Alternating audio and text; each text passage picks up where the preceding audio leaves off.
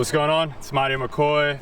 Today I'm gonna teach you how to kickflip. If you haven't checked out the video from last week, I taught y'all how to ollie. If you need that, go check it out. But without further ado, I'm gonna introduce to you my favorite trick, the best trick, the kickflip.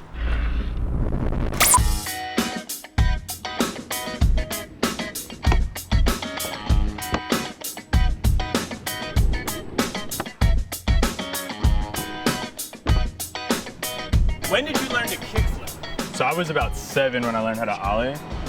I had to be at least like 9. Like it was 2 more years later.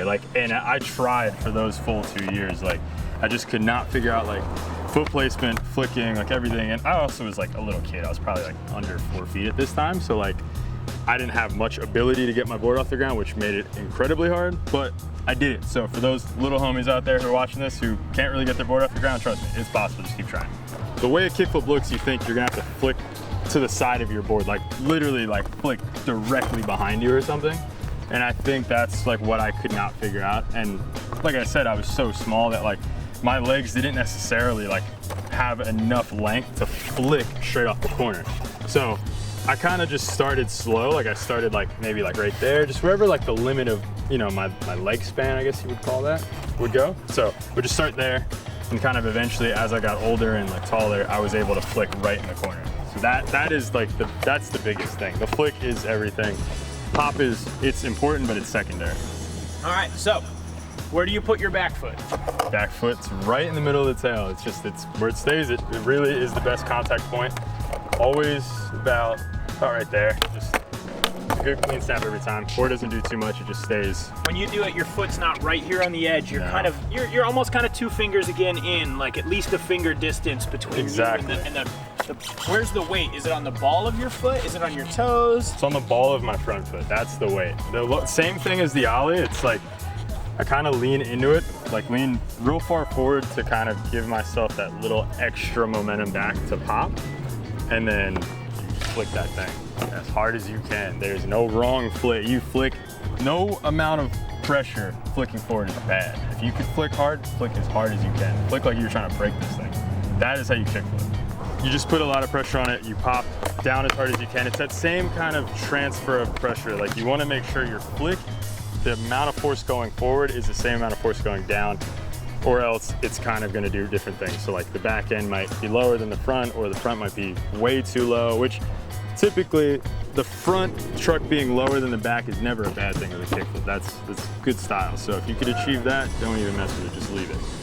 Now, when you set up the front foot, how about the angle? Where's it facing? You have your, what kind of an angle is it on, and how far is it from the bolts? So it's almost about the same distance, like if you put 2 fingers below the bottom 2 bolts of the front truck, maybe like 2.5, almost the same as an ollie. I don't keep it too high up because I feel like the sweet spot is just right below the bolts. You have enough time to contact the board and get enough like flick forward without it being too much flick where it just kind of like sticks to your foot and flicks like weird, but it's not to a point where it's not enough flick. So angled a little bit, I'd say maybe like that. So if I step off my board, it's like, that's how my feet are. When you do the kickflip though, what does your actual front foot do? What's the like motion? Because we talked about with the ollie, your foot kind of goes up and it sort of stops right here. That's not gonna work for the kickflip. So what does your front foot do in that? You just flick, my front foot flicks straight off the front of for me, the left side of the nose because I'm regular, but if you're goofy footed, it would be the right side of your nose. Since I'm wearing white shoes, you can see where I flick. It's always this, just right above where the board, like where the nose starts to go up, right where the concave is. I don't go too high because it just, sometimes you can get into weird situations and it flicks a little weird. It seems like for me, right there, if you can see that mark, that's the best spot that I've found that works for me. Obviously you turn your foot sideways like an ollie, but is it like, is it really important to like get that movement, or is it just kind of go? My foot kind of just like rotates like that. So it's really just like my foot is just pointed while I'm doing it. So I normally am contacting like this sort of area, maybe like pinky toe or like the toe next to it. That's like pretty much where I shoot for. But really like once you figure out what the foot placement of like where you need to flick, it doesn't really matter where you put your foot. You can kind of play with it. So like typically I'd set up here and I'd flick. I can also set up there and flip too. It just really, it's about getting to that point. It's not necessarily about where you start, it's about where you end. So if you, so for you, that point is always this right here. Exactly. Right above the concave where you get that extra little poke with those two toes. Exactly, yeah. So the way I view skating is it's all shoulders and it's all two halves. The more you skate, the more you'll realize that your bottom half can do something different than your top half.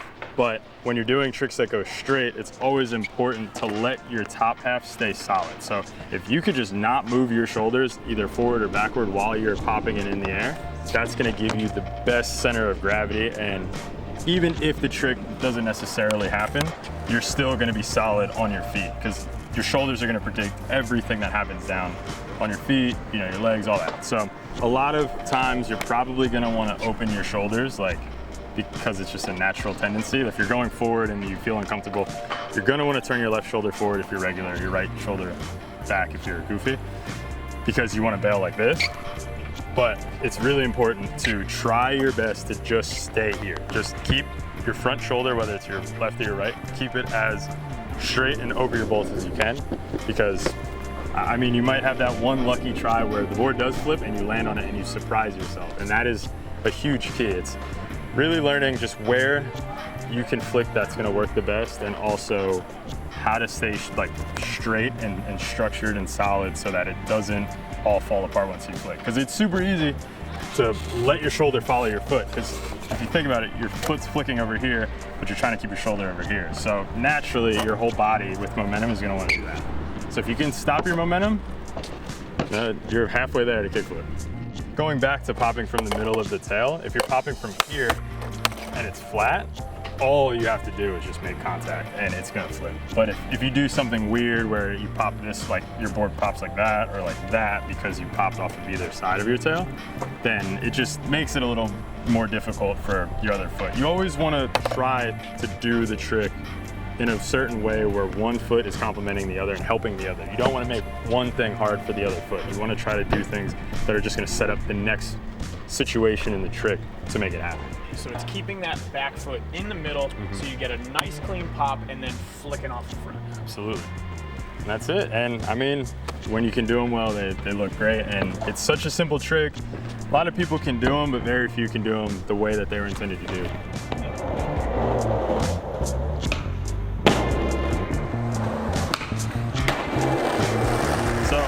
There's the kickflip. Good luck to you guys. Check out the ollie video if you haven't already. And for those out there who get it, hit me up. Tag me at Marcoy, M-A-U-R-C-O-Y, or at Santa Cruz Skateboards. Peace.